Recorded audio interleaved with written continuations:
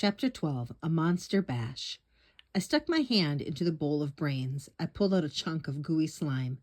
Then I popped it in my mouth. Not bad at all. These brains are delicious, Mila, I joked. Thanks.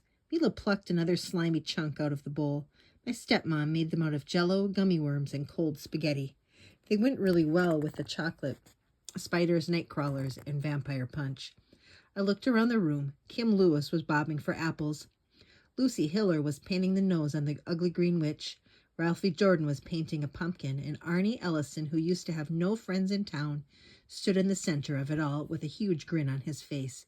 "Great party, Arnie," Danica Starling told him, chomping on candy corn. "Yes, Arnie, this is awesome," Joey agreed. Only it sounded more like, "This is awesome." Joey had 2 chocolate boo cakes stuffed in his mouth. Across the room, I saw something I never thought I'd see.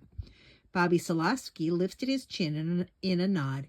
He smiled at me. I tried to smile back, but it's hard to teach an old dog new tricks. "What's wrong, Jigsaw?" Mila asked. "Me," I answered. "I was wrong about Solowski. I was so sure he was a troublemaker that I missed important clues. We almost didn't solve the case." "But we did solve it," Mila pointed out, "and now everyone's happy, especially Arnie." Bobby had agreed to Mila's plan. We used his ghost-busting money to throw a party, Arnie Ellison's awesome Halloween bash. We invited all the kids that Arnie haunted, and Mila was right. Everybody was having a great time. "I should have known better," I said. "I'm a detective. I'm supposed to follow the clues one at a time. Instead, I made up my mind from the beginning." I shook my head.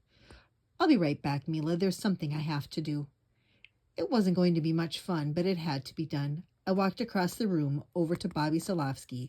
I took a deep breath. Then I held out my hand. "I'm sorry, Solowski." "For what?" he asked in surprise.